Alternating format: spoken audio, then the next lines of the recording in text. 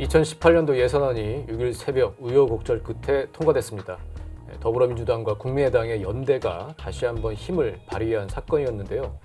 통합과 연대라는 화두를 놓고 민주당과 바른정당을 향한 각각의 원심력이 작용하고 있는 국민의당의 상황 짚어보겠습니다. 말씀드렸지만 이번 예산안 통과는 민주당과 국민의당이 손을 함께 잡았기에 가능했습니다. 생각보다 오래 걸리지 않았어요. 법정 기한을 이제 넘기긴 했지만 국민의당이 손을 잡은 이유가 어쨌든 예산안 그 연대를 통해서 많이 좀 얻은 게 있었다 그런 얘기들이 있는데 실질적으로 진짜 물질적으로 얻은 게 좀 많나요? 네, 이번 예산 협의에서 가장 실리를 많이 챙긴 당이 국민의당이라고 평가가 되는데요. 네. 이 더불어민주당과 자유한국당 사이에서 캐스팅 보터를 하면서 지역 예산을 실제로도 많이 챙겼습니다. 또 대표적인 성과가 호남 KTX 2단계 사업에서 무한 공항을 경유하는 걸로 합의를 하면서 그쪽에 예산이 1조 이상 더 투입될 것으로 전망이 되고 있습니다. 중앙일보에서 분석을 아주 잘했던데요. 네. 국토교통부 SOC 예산 중에서 국회에서 증액된 그 항목이 259건이었다는 건데 그걸 다 입수해서 전체를 다 분석했더라고요. 네.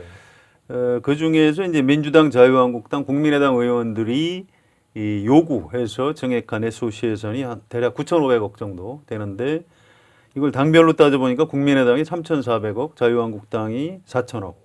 자, 이렇게 비교하면 자유한국당이 많아 보이지만 네. 국민의당 의석이 39석에 불과하고요.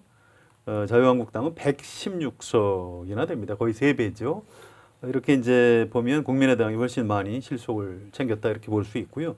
민주당은 2천억밖에 안 됩니다. 그러니까 증액을 야당 쪽을 이제 대거 들어줬다. 이제 이런 분석이 가능합니다. 이게 국민의당 호남 SOC 예산이 좀 많이 늘어난 거는 뭐 이제 분명한데요. 네.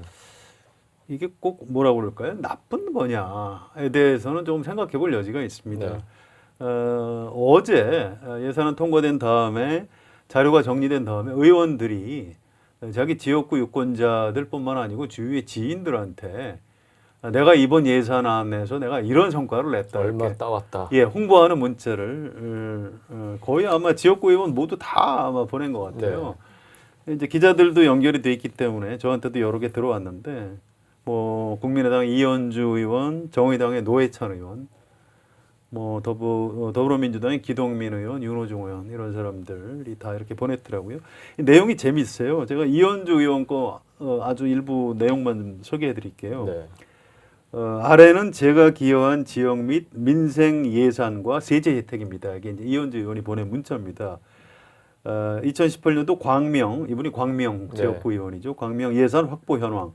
신안산선 복선 전철 100억 원, 월곶 광명 판교 복선 전철 51억 원 괄호 열고 국회 21억 원 증액 괄호 닫고 이제 이건 본인이 했다고 네. 좀 자랑을 하는 거죠. 또 일찍 파출소 신설 34억 원. 심지어 이런 것도 있어요. 소아중학교 다목적 체육관 증축 특교세, 특별교부세죠. 네. 35억 6,400만 원. 아주 자세합니다. 괄호 열고 시비 8억 원 포함. 이제 이렇게 깨알 같은 네. 홍보 문자를 뿌린 거죠. 사실 이제 지역구 의원들이 지금 공천권을 지역의 당원 대의원 또 유권자들이 가지고 있는 현실에서 자기가 이제 지역에서 이렇게 지역을 위한 지역 발전을 위한 예산을 많이 따왔다. 이렇게 아주 자세하게 여야를 불문하고 지금 좀 홍보하고 이럴 수밖에 없는 현실이고요. 그런 면에서 보면 국민의당이 호남 국회의원들이 우리 지역 발전을 위해서 뭔가 이른바 그 사람들 예산 투쟁이라고 합니다. 네. 지역 예산 투쟁을 위해서 열심히 자기들이 가진 정치적 지분을 이용해서 협상을 했고요. 실리를 많이 챙겼다 이렇게 볼 수 있을 것 같습니다. 중앙정부의 권력이 비대하고 예산 편성도 이제 많이 하고요. 그리고 지역구 의원이 있는 한 그 예산 편성 과정에서 지역구 민원 사업을 요구할 수밖에 없는 이제 그런 구조가 있는 것 같아요. 그래서 이런 부분에서 이제 관성적으로 또 이제 비판이 나오고 있는데 어쨌든 예산안 관련 얘기를 조금 더 해보면 자유한국당 그 잠정 합의를 했다가 원내대표들 간에 잠정 합의를 했다가 나중에 뒤집고 이런저런 또 뭐 별로 보기 안 좋은 모습도 많이 연출하고 그랬는데 예산 처리 과정뿐만이 아니라 처리 이후에 자유한국당이 지금 후폭풍에 시달리고 있죠. 예, 그렇습니다. 사실은 예산은 정부 여당, 집권 여당이 과반 의석을 차지하고 있으면 사실은 여당 마음대로 할 수 네, 있습니다. 네. 이게 여야 합의가 이루어지지 않은 정부안이 본회의에 자동 상정 되는 구조이기 때문에 네. 여당에서 최악의 경우에 그러면 정부 원안 의결하자 이제 이렇게 야당을 협박을 할 수가 있게 돼 있습니다. 그런데 이제 국민의당이 민주당 편을 결국 들어준 거죠. 네. 좋다. 문재인 대통령 공약이니까 그러면 공무원 증원에 반대하지 않겠다. 조금만 깎자.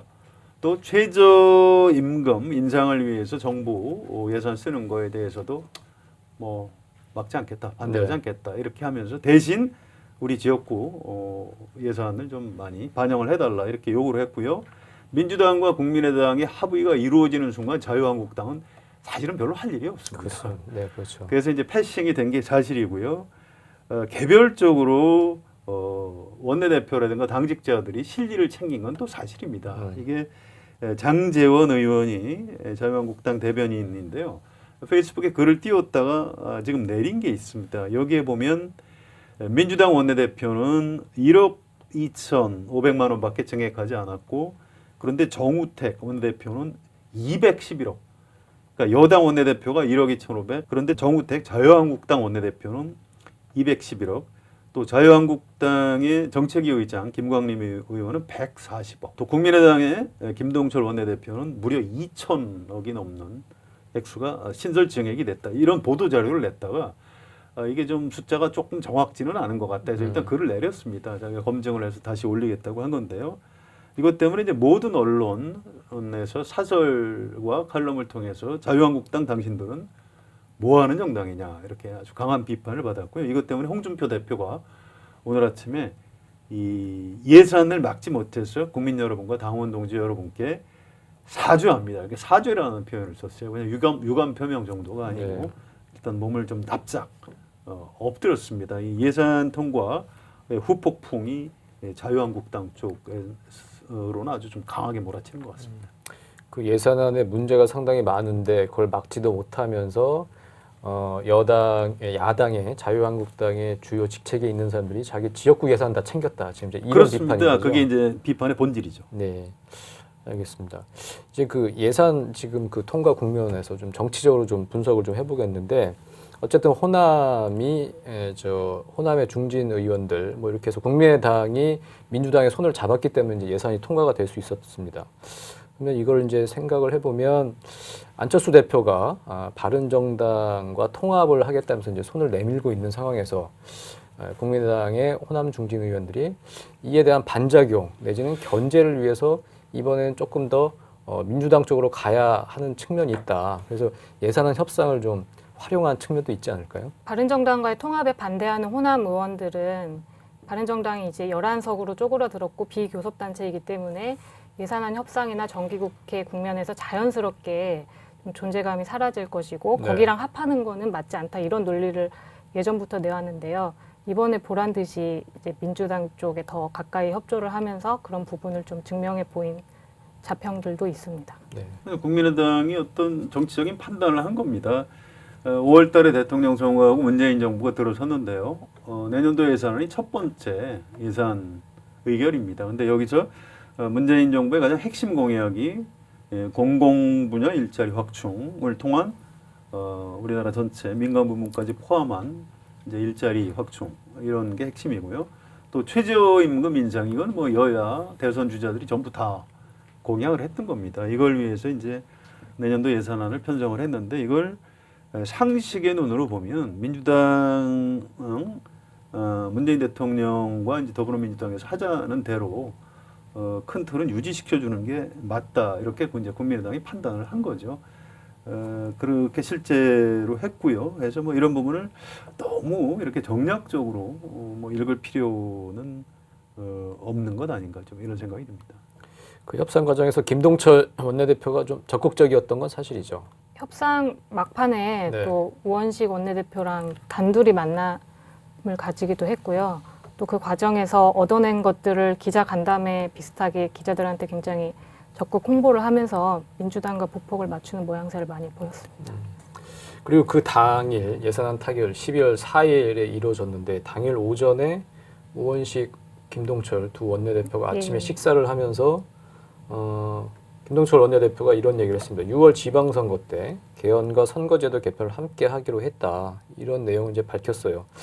예산안 얘기를 하다가 갑자기 왜 개헌과 선거제도 얘기를 하지? 뭐 이런 좀 어찌 보면 이제 뜬금없는 얘기일 수도 있는데 이런 얘기를 공개를 했어요. 김동철 원내대표는. 그 이유는 뭘까요? 그날 그 조찬 모임이 사실 전날부터 기자들한테 미리 알려져서 일요일부터. 예, 네. 사실상 공개 자리로 이루어졌는데요. 지금 국민의당 의원들은 현행 선거 제도가 굉장히 그 자기네 당에 불리하다고 자평을 하고 이거를 고치는 것에 사활을 걸고 있습니다. 근데 거대 정당인 더불어민주당은 아무래도 소극적일 수밖에 없기 때문에 이번 예산 국면에서 이에 대해 좀 딜을 해서 앞으로 적극적으로 나설 수 있게 쐐기를 박으려는 차원에서 이런 자리를 갖고 또 적극적으로 홍보를 한 것 같습니다. 이런 측면이 있을 겁니다. 정치라는 게 이제 명분이 필요해요. 네. 예산안을 민주당하고 국민의당이 이렇게 물밑 거래로 나눠서 뭘 할당을 했다. 이것만 가지고 국민들한테 설득이 되겠습니까? 안 되죠. 대외적인 명분이 필요한데 역시 가장 좋은 게 개헌과 이제 선거제도 개편 이런 것들이 이제 정치적인 명분이 되는 거고요. 이 명분을 내세우고 그 물밑에서 실제로는 민주당은 문재인 정부의 가장 핵심 공약을 관철해낸다. 이제 이런 실리를 얻은 거고요. 또 국민의당은 호남 지역구 예산을 대거 따내는 이런 실리를 챙긴 거죠. 이게 사실은 과거에는 이런 정당 간의 물밑 거래가 이루어지면 최소한 한 일주일 정도는 이게 뭘 주고 받았는지 언론이 알지 못한 경우가 많았습니다. 네. 그런데 이번은 뭔가 이제 정당의 구조가 바뀌어서 그런지 몰라도 생각보다 빨리 드러난 거예요. 어떤 그 개헌과 선거제도 개편이라는 명분을 내세우고 물밑에서 호남 SOC 예산을 국민의당이 많이 줬구나. 이건 이제 국민들이 빨리 좀 알게 된 측면이 있는데요. 물론 이제 국면이 예산안이 끝났기 때문에 이제 개헌하고 선거제도라는 내세웠던 명분을 다시 정치의 내용으로 끌어들이는 작업을 할 겁니다. 국면이 이제 바뀐다고 이제 봐야 될 거고요. 아무튼 핵심은 개헌하고 선거구제 개편 이 자체가 어떤 거래 대상은 아니었던 거고요. 대국민 설득을 위한 명분이었다 이렇게 보는 게 맞을 것 같습니다. 네. 지금 국민의당의 통합, 바른정당과의 통합 문제는 이제 예산안 문제 때문에 조금 미뤄두자. 그렇게 약간 이제 잠복해 있는 상황이었는데 예산안이 지금 타결됐단 말이에요. 그러면 그 잠복해 있던 다시 통합 논의가 다시 수면 위로 올라올 수밖에 없는데 어제죠. 반안철수 세력인 평화개혁연대가 주최한 토론회에 안철수 대표가 참여를 했고 축사를 했는데 안철수 대표가 약간 좀 봉변 비슷한 것, 발언 제지당했던 그 상황을 좀 정리를 해주죠. 어제 자리가 평화개혁연대라고 박지원, 천정배, 정동영이 주도가 돼서 안철수의 바른정당과의 통합을 저지하려는 어떤 그 행사였는데요. 네. 안철수 대표를 초청했는데 사실 좀 안 올 거라는 예상도 있었는데 왔다고 합니다. 어찌 보면 그러니까 적진에 뛰어드는. 네, 그죠? 네. 네. 근데 그 자리에는 통합에 반대하는 당원들이 대부분이었고요. 네. 참석자 중에 안 대표가 축사를 하려고 하자 일부 당원들이 소리를 지르면서 안철수는 나가라, 나가서 통합해라, 탈당하라 고함을 지르고 안철수 대표는 그냥 아랑곳하지 않고 축사를 하고 나가는 그런 해프닝이 벌어졌습니다. 네. 오늘 저 국민의당 제2창당위원회 비전 선포식 중에도 한 당원이 갑자기 일어나서 이렇게 얘기를 했다고 하던데요. 평화개혁연대를 주최해놓고 안 대표 말씀도 못하게 한 모모모들 뭐 욕설을 하면서 박지원 때문에 막 이렇게 이제 또 욕설을 하는 그러니까 서로 간에 양쪽에 친안철수, 반안철수 이렇게 지금 감정이 좀 고조되는 이제 그런 상황인 것 같네요. 네, 지금은 약간 이제 심리적 분당이라는 표현이 가장 적절할 것 같은데요. 네. 양쪽의 감정의 골이 굉장히 깊이 파여 있어서 당분간은 계속 갈등 모드가 지속될 것으로 보입니다. 일단 안철수 대표는 이제 국회 예산안 의결됐고 상황이 끝났기 때문에 다시 바른정당하고 통합을 적극 시도하고 있는 겁니다. 어제 그 자리도 이제 그런 현장이었다고 봐야 되고요. 오늘 아침에 통합 포럼이죠. 이현주 의원이 네. 하고 있는 통합 포럼에 안철수, 유승민 두 사람이 이제 나란히 참석을 해서 이제 갈등을 좀 봉합하는 시도를 했고요. 김동철 원내대표가 사과 비슷하게 했죠. 바른정당에 미안하다 이렇게 유감 표명을 했고, 또 유승민 대표도 뭐 어느 정도 이해한다. 다만 공무원 증원 반대라든지 최저임금 인상에 대해서 국가의 예산 지원하는 것은 잘못됐다는 원칙적 입장을 좀 지켰으면 좋았을 것이다. 이렇게 아무튼 비판을 하면서도 발언의 수위를 좀 낮춘 겁니다. 이렇게 해서 아무튼 안철수, 유승민은 다시 통합적으로 이제 분위기를 바꾸려고 하고 있는 거고요. 박지원, 천정배, 정동영 이런 분들은 안 된다. 여전히 이제 그런 목소리를 높이고 있는 거고, 이른바 이제 국민의당의 내홍은 또 다시 또 2라운드로 시작이 됐다. 이렇게 보는 게 맞을 것 같습니다. 네. 당장 이 심리적 분당 상황이긴 한데 실제적으로 또 분당으로 갈지 이건 좀 더 지켜봐야겠죠. 예, 그렇습니다. 이게 이제 분당까지 갈 것이냐, 이건 이제 정치인들의 선택에도 달려 있는 거고요. 또 그 두 정당이 처해 있는 어떤 기반도 좀 살펴봐야 될 겁니다. 안철수 대표가 지금 바른정당과의 통합을 강하게 밀어붙이는 이유 중에 하나는 2016년 총선 경험이 있습니다. 그때 박지원, 천정배, 정동영 이런 분들은 수도권에서 총선 참패 가능성이 높다. 민주당하고 국민의당이 분열하면 그 당시는 새누리당이죠. 새누리당이 압승할 수 있기 때문에 선거 연대를 하자 이런 내부 제안이 있었는데 안철수 대표가 받아들이지 않았습니다. 끝까지 선거 연대하지 않았고 그래서 총선 결과 어떻게 됐죠? 국민의당이 아주 대성공을 거두는, 국민의당이 호남 지역구 의석을 많이 차지하고 정당 지지도가 뭐 2등을 네. 차지하는, 이렇게 정치를 오래 한 이른바 정치 고수들의 의견을 받아들이지 않고 내가 고집을 부려서 성공을 했다. 이런 성공의 체험이 2016년 총선입니다. 따라서 이번에도 바른정당하고 통합하면 안 된다. 이렇게 얘기하는 이른바 정치 고수들의 뜻을 받아들이지 않고 통합을 밀어붙이고 있는 겁니다. 이번에 내 말대로 통합을 하면 성공할 것이다. 이렇게 내부 설득 중이죠. 물론 이제 정치 고수들은 그런 묘수는 한 번만 통하는 거지 두 번은 안 되는 거다. 이제 이런 반박을 하고 있죠. 어떻게 될지 모르겠는데요. 아무튼 저는 좀 약간 좀 위험하다고 봅니다. 이걸 추진하기에는 호남에서 안철수 대표 인기가 좀 너무 바닥이고요. 국민의당 지지도도 너무 낮습니다. 과연 이 통합을 성사시킬 수 있는 동력, 내부 동력을 갖추고 있는 것인지 이런 것들을 좀 봐야 되기 때문에 그렇게 쉽지는 않을 것이다. 이렇게 전망합니다. 성경화 기자가 어쨌든 우리 정치팀에서는 안철수 대표를 가장 가까이서 보는 출입 기자잖아요. 이 다당제 뭐 이런 부분 상당히 강조를 하고 있는데 통합도 마찬가지고요. 안철수 대표의 어떤 신념의 정도 어느 정도 상당히 좀 굳건하게 보이나요? 어떻게 보세요? 지방선거 전에 통합을 반드시 맞춰야 한다는 플랜은 아주 확고하게 가지고 있고요. 네. 남은 시간 동안 최대한 설득을 하겠다고 하는데 얼마나 좀 공감을 얻을 수 있을지는 모르겠습니다. 그 설득을 하겠다는 게 내 뜻대로 가겠다. 사실은 그런 얘기라고 봐야겠죠. 예. 계속 마이웨이를 재확인하고 있어서 앞으로도 지속될 것으로 보입니다. 네. 이제 또 한 가지 포인트를 좀 봐야 될게요. 이게 지역 문제가 좀 깔려 있습니다. 유승민 대표가 나는 정치를 누구하고든 같이 할 수 있지만 햇볕 정책을 좀 수정해야 되고 호남 지역주의를 좀 벗어나야 된다. 이런 얘기를 한 적이 있는데요. 이게 유승민 대표의 가치관이기도 하지만 또 동시에 유승민 대표의 지역구인 대구의 좀 일반적인 정서인 측면도 있습니다. 무슨 얘기냐면 호남, 특히 햇볕 정책을 적극 찬성하는 사람들하고 그냥 손을 잡을 경우에 유승민 대표가 정치적 부담이 너무 이제 크게 되는 거고요.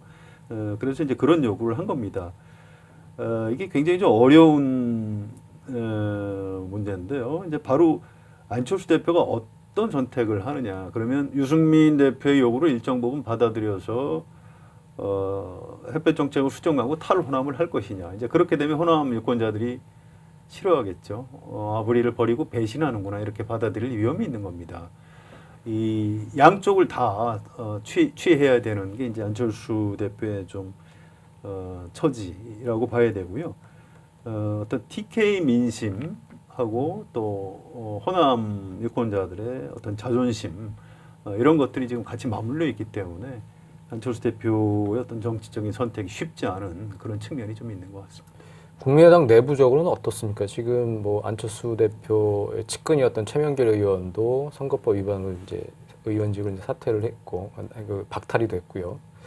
내부적으로 안철수 의원 대표 쪽에 있었던 의원들이 조금씩 이렇게 떨어져 나가는 약간 그런 좀 기미도 있나요? 좀 어떤가요? 안철수 대표와 가까웠던 네. 의원 중에 송금주 네, 의원이 네. 있었는데요. 수석 대변인이었죠. 예, 수석 대변인인데 얼마 전에 그 자리를 내려놓고 미국으로 출국해서 한 2주 정도 있다 들어왔는데 통합이나 이런 거에 대해서는 안철수 대표랑 좀 비슷한 생각을 갖고 있지만 워낙 호남 여론이 좋지 않기 때문에 호남의 지역구를 둔 의원들은 조금 공개적으로는 거리를 두려고 하는 모양새도 비춰지고 있습니다.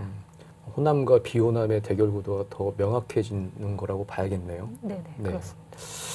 예, 그 지금 계속 이제 국민의당이 어떻게 바른정당 쪽으로 더 갈 것이냐, 민주당 쪽으로 갈 것이냐 이제 그 기로에 있는 것 같은데 어쨌든 예산안은 처리가 됐고요. 이제는 이제 개혁 입법 국면입니다. 오늘도 방금 전에 임시국회를 소집하기로 여야 3당 원내대표가 합의를 했다고 하는데요. 예산안에서 보여준 어쨌든 민주당과 국민의당 연대 그게 이제 입법 과정으로까지 이어질지 그게 관심입니다.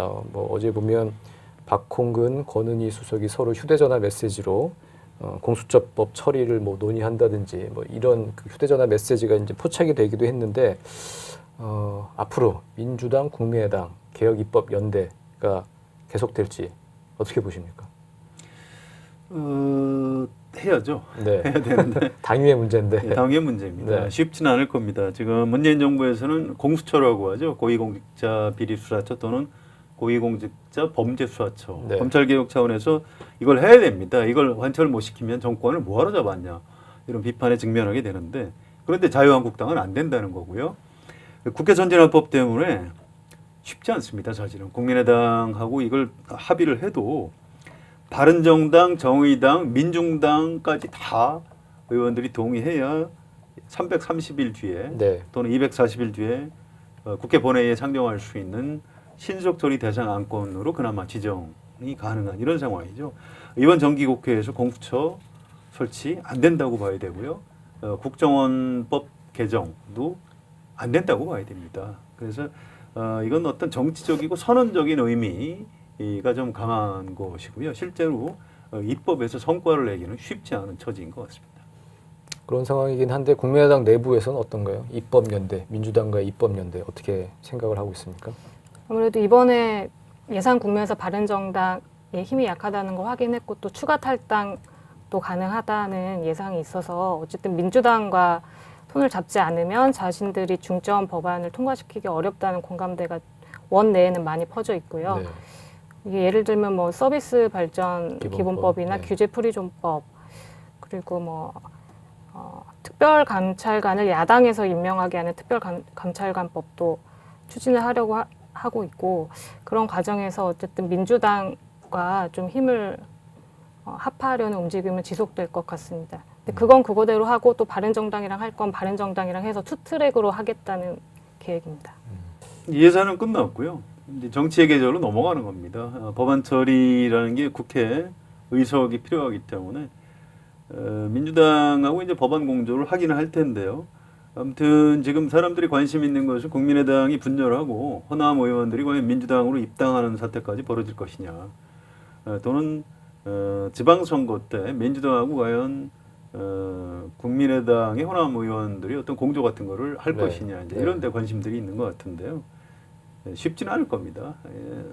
예산에서 실리를 다 챙겼기 때문에 뭐 국민의당 의원들이 이렇게 민주당에 대해서 그렇게 아쉬움이 있는 처지는 아닙니다. 이제 지금 송영호 기자 표현했듯이 투트랙 양다리라고 하죠 한국말로. 그렇죠. 예, 양쪽을 또 이렇게 왔다 갔다 하면서 정치적인 실리를 챙기려고 노력할 것 같고요. 호남에서 민주당하고 국민의당이 선거연대를 하는 것 아니냐 이런 질문들을 하는 분들이 많습니다. 근데 그건 사실 쉽게 얘기하면 호남은 좀 국민의당이 일부 떼줘라 뭐 이제 이런 얘기인데요. 이게 좀 말이 안 되는 겁니다. 그런 주장은 사실 호남 유권자들을 무시하는 그런 그 발상이고요. 또 민주당이 지금 선거연대를 할 이유가 없습니다. 지금 정당 지도가 거의 천하무적이라고 봐야 되고요. 선거연대는 분리할 때 하는 겁니다. 지금 민주당이 선거연대를 할 이유가 아무것도 없고요. 특히 좀 정치적으로 예민한 것은 부산 경남에서 지방선거 때 민주당이 의미 있는 성적을 거두려면 사실은 국민의당이 그 호남 의원들하고 지금 선거연대나 입당을 받거나 이런 거 하면 안 되는 측면이 있는 겁니다. 그래서 호남에서 그 민주당과 국민의당이 공조하는 모습은 벌어지지 않을 것이다 이렇게 보는 게 맞고요. 또 호남 유권자들 입장에서는 지금 사실 국민의당이 굉장히 지역구 의원들은 많고 그런데 이제 대통령은 문재인이고 우리 동네 국회의원은 국민의당이고 그래서 호남이 이번에 예산도 예산이지만 그동안 인사에서도 엄청난 실리를 거둘 수 있었고요.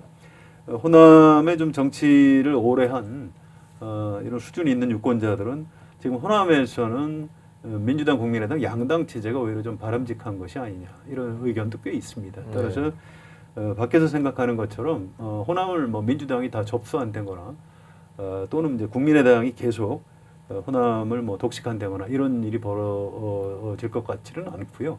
호남 유권자들의 마음을 얻기 위해서 민주당하고 국민의당이 끊임없이 선의 경쟁을 하는 이런 구도가 되지 않을까 예측이 됩니다. 여권 입장에서는 좀 헷갈릴 것 같아요. 그러니까 지금 호남에 국민의당이 있어도 예산 따올 거 다 따고 그러는데 굳이 그러면 민주당 다음 총선 때 민주당 의원이 필요 없다고 주장할 수도 있을 것 같기도 하고 그러니까 이 참 어느 선에서 생색을 내고 국민의당에 힘을 실어줘야 연대도 되고 공조가 될지 그 선을 지키는 그런 판단도 상당히 이제 중요할 것 같다는 생각이 드네요.